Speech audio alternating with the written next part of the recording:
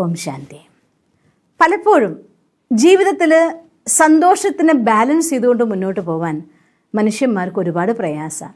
എന്ത് ചെയ്യണം എന്ത് ചെയ്യരുത് എന്ന് തിരിച്ചറിയാൻ പറ്റാതാകുന്നത് ജീവിതത്തിൽ സന്തോഷം വരുമ്പോൾ, അല്ലെങ്കിൽ ഒരു കാര്യം നമുക്ക് നേടിയെടുത്തേ പറ്റൂ എന്ന് തോന്നുമ്പോൾ, പലപ്പോഴും നമുക്ക് ത്യാഗത്തിലൂടെയാണെങ്കിലും അതല്ല സന്തോഷത്തിലൂടെയാണെങ്കിലും എത്രമാത്രം ഞാൻ ഈസി ആവണം, എത്രമാത്രം ഞാൻ ബിസി ആവണം, എത്രമാത്രം എനിക്ക് ഫ്രീ ആയി ചിലവഴിക്കണം, എത്രത്തോളം ഞാൻ എന്നെ ടൈറ്റ് ആക്കണം, ഇതിനെയൊക്കെ മനസ്സിലാക്കിക്കൊണ്ട് മുന്നോട്ട് ജീവിക്കുകയാണെങ്കിൽ ഈ ജീവിതത്തിൽ ഒരു സമയത്തും നമുക്ക് താളം പഴക്കില്ല.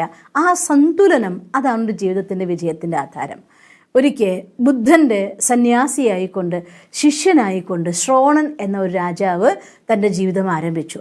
ബുദ്ധനുമായിട്ട് കാണുന്നതിനേക്കാൾ മുന്നുള്ള സമയം ആധ്യാത്മികത എന്തെന്നോ ഭഗവാൻ എന്തെന്നോ യാതൊരു വിചാരവുമില്ലാതെ തൻ്റെ ജീവിതത്തിൻ്റെ സുഖലോലുപതകളിൽ മാത്രം ചെലവഴിച്ചിരുന്ന രാജാവായിരുന്നു ശ്രോണൻ.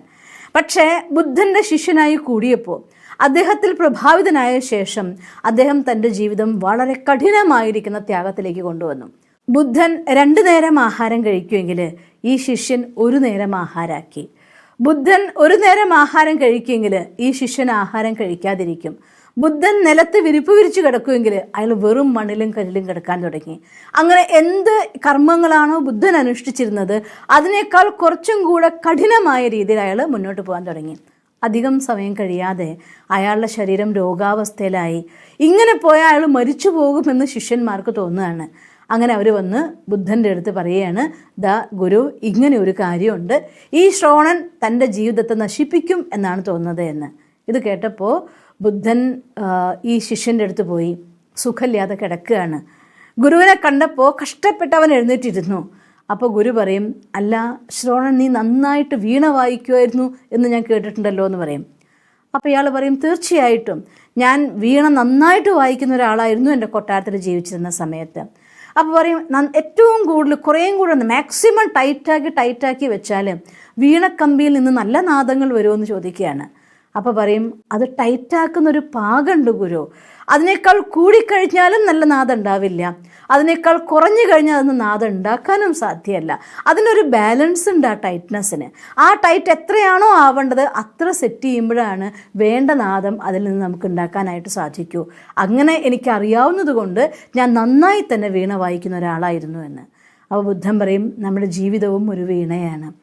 ഈ വീണയിൽ എന്ത് കാര്യത്തിൽ എത്ര ടൈറ്റാക്കണോ അത്രേ ടൈറ്റാക്കാവും, ഏത് കാര്യം എവിടെ നമ്മൾ ലൂസാക്കണോ അത്രയും ലൂസാക്കാവും. രാജാവായിരുന്നപ്പോൾ ലൂസായതിൻ്റെ മാക്സിമം ആയിരുന്നു നീ, സുഖലോലുപതകളിൽ മാത്രം മുഴുകി ജീവിച്ചു. ഇന്നൊരു സന്യാസിയായപ്പോൾ ടൈറ്റാക്കുന്നതിൻ്റെ മാക്സിമം നീ ചെയ്യുകയാണ്. ഇങ്ങനെ ഈ വീണ മീട്ടിക്കഴിഞ്ഞാൽ അധികം വൈകാതെ ജീവിതം നിന്ന് പോവും. അതുകൊണ്ട് ഒരിക്കലും ആ അറ്റത്തേക്കും പോവരുത്, ഈ അറ്റത്തേക്കും പോവരുത്. ബാലൻസിങ്, അതാണ് ജീവിതത്തിൻ്റെ ശക്തി എന്ന് പലപ്പോഴും പരമാത്മ മഹാവാക്യത്തിൽ കേൾക്കാറുണ്ട്. ഭഗവാൻ പറയും, ഒരുപാട് വലിയ രീതിയിൽ ശ്രേഷ്ഠമായിട്ടുള്ള ആർഭാടത്തിലേക്കും പോവരുത്, ഏറ്റവും നീചമായിട്ടുള്ള രീതിയിലേക്ക് അല്ലെങ്കിൽ താണാവസ്ഥയിലേക്കും പോവരുത്. സാധാരണമായിക്കൊണ്ടൊരു സാധാ ജീവൻ ഉച്ചവിചാർ എന്നാണ് എന്നും ബാബ നമ്മളെ പഠിപ്പിക്കാറുള്ളത്. അതുകൊണ്ട് തൻ്റെ ജീവിതത്തിൽ എന്ത് കാര്യത്തെ സെലക്ട് ചെയ്യുമ്പോഴും ഒരുപാട് പൈസ ചിലവഴിക്കേണ്ട കാര്യമില്ല എന്ന് കരുതി ഏറ്റവും ലോവസ്റ്റായിട്ട് ഉപയോഗിക്കാൻ പറ്റാത്ത അവസ്ഥയിലേക്കും പോകരുത്. സന്തോഷിക്കാൻ വേണ്ടി നമുക്ക് സമയം കണ്ടെത്തണം, എന്നാൽ സന്തോഷിക്കാൻ വേണ്ടി മാത്രം, എൻജോയ് ചെയ്യാൻ വേണ്ടി മാത്രം സമയം ചിലവഴിച്ചുകൊണ്ടിരുന്ന ഒരിക്കലും ജീവിതത്തിലൊന്നും നേടാൻ പറ്റില്ല. അതേസമയം എല്ലാം നേടിയെടുക്കട്ടെ എന്നിട്ട് ഞാൻ സന്തോഷിക്കാം എന്ന് പറഞ്ഞുകൊണ്ട് രാവും പകലും ഒന്നും ഓർക്കാതെ മുന്നോട്ട് പോയിക്കൊണ്ടിരുന്ന അവസാനം സന്തോഷിക്കാൻ സമയമാകുമ്പോഴത്തേക്കും നമ്മുടെ ശരീരം സന്തോഷിക്കാൻ പറ്റാത്ത രീതിയിലേക്ക് മാറ്റപ്പെടുകയും ചെയ്യും. മനസ്സിൻ്റെ ഉള്ളിൽ സ്വഭാവ സംസ്കാരങ്ങൾ, ആ ടൈറ്റ്നെസ്സും ആ ഒരു സ്ട്രിക്ട്നെസ്സും പലപ്പോഴും സന്തോഷിക്കാൻ അറിയാത്ത വ്യക്തികളാക്കി മാറ്റാറുമുണ്ട്. അതുകൊണ്ട് ഈ ജീവിതം എന്ന് പറയുന്നത് ഒരിക്കലും അലസമായി കളയേണ്ടതുമല്ല. അതേസമയം തന്നെ സമ്പൂർണ്ണമായിട്ട് രാവും പകലും ഒന്നിനും ഓർക്കാൻ നേരമില്ല, കുറച്ച് മെഡിറ്റേറ്റ് ചെയ്യാൻ പറഞ്ഞാൽ സമയമില്ല, പഠിക്കാൻ പറഞ്ഞാൽ സമയമില്ല, ഫാമിലിക്കൊപ്പം കുറച്ച് ടൈം സ്പെൻഡ് ചെയ്യാൻ പറഞ്ഞാൽ സമയമില്ല, ഈ രീതിയിൽ പോവാതെ എല്ലാത്തിനും ടൈം കണ്ടെത്തിക്കൊണ്ട് ജീവിതത്തിന് ദിനചര്യയെ ചിട്ടയാക്കിക്കൊണ്ട് ഓരോന്നിനും അതിൻ്റെതായിട്ടുള്ള പ്രാധാന്യം കൊടുത്തുകൊണ്ട് മുന്നോട്ട് പോകുന്നുവെങ്കിൽ ഈ ജീവിതത്തിൽ വലിയ പ്രയാസങ്ങളൊന്നുമില്ലാതെ ആ കലിയുഗമാണ് തീർച്ചയായിട്ടും വേനൽക്കാലത്ത് ചൂടുണ്ടാവും പോലെ ജീവിതത്തിൽ എന്തെങ്കിലുമൊക്കെ കുറച്ച് പ്രശ്നങ്ങളില്ലാത്ത ആരുമില്ല എന്ന് കരുതിയിട്ട് ആ പ്രശ്നങ്ങൾ നമ്മളെ വിഴുങ്ങാതെ ബാലൻസ് ചെയ്ത് സമന്വയത്തോടെ മുന്നോട്ട് പോകണമെന്നുണ്ടെങ്കിൽ ഈ രീതിയിൽ പെർഫെക്റ്റ് ആയിട്ടൊരു പ്ലാനിങ്. ഓരോരുത്തർക്കും ഓരോ രീതിയിലാണ് അവനവൻ്റെ ജീവിതം. ഓരോരുത്തരും തിരഞ്ഞെടുത്തതായിരിക്കുന്ന കർമ്മപഥങ്ങൾ വേറെയാണ്. ഒരു ഡോക്ടറുടെ റൂട്ടീൻ ആയിരിക്കില്ല ഒരു ടീച്ചർക്ക്, ഒരു ടീച്ചർ റൂട്ടീൻ അല്ല ഒരു സ്പോർട്സ്മാന്. നമ്മൾ എന്താണോ നമ്മുടെ ജീവിതത്തിൽ തിരഞ്ഞെടുത്തതായിരിക്കുന്ന കർമ്മപഥം, ആ കർമ്മപഥത്തിനനുസരിച്ച് നമുക്ക് വേണ്ടി സ്വയം നമുക്കൊപ്പം ഇരിക്കാനുള്ളതായിരിക്കുന്ന സമയം, ഈശ്വരനൊപ്പം ഇരിക്കാനുള്ളതായിട്ടുള്ള സമയം, നമ്മുടെ ഫാമിലിക്കൊപ്പം ഇരിക്കാനുള്ളതായിട്ടുള്ള സമയം, പഠിക്കാനുള്ള സമയം, പ്രവർത്തിക്കാനുള്ള സമയം, ഇങ്ങനെ നമ്മുടെ സമയത്തെ ടൈം ടേബിൾ ഷെഡ്യൂൾ ചെയ്തുകൊണ്ട് ഒരു ബാലൻസ്ഡ് ആയിട്ടുള്ള ലൈഫായിട്ട് മുന്നോട്ട് പോവുകയാണെങ്കിൽ ആ അറ്റത്തും ഈ അറ്റത്തും പോയിട്ട് കഷ്ടപ്പെടാതെ സന്തോഷത്തോടു കൂടി ഓരോ ദിവസവും നമുക്ക് മുന്നോട്ട് കൊണ്ടുപോകാൻ സാധിക്കും.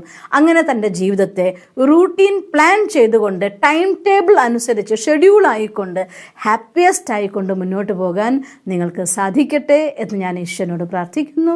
ഓം ശാന്തി. ദിവസം തോറും ജീവിത വിജയങ്ങൾക്ക് വെളിച്ചം വീശുന്ന പുത്തൻ വീഡിയോകൾക്കായി ഞങ്ങളുടെ യൂട്യൂബ് ചാനൽ സബ്സ്ക്രൈബ് ചെയ്യൂ. നോട്ടിഫിക്കേഷൻ ലഭിക്കുന്നതിനായി ബെൽ ഐക്കൺ ക്ലിക്ക് ചെയ്യൂ.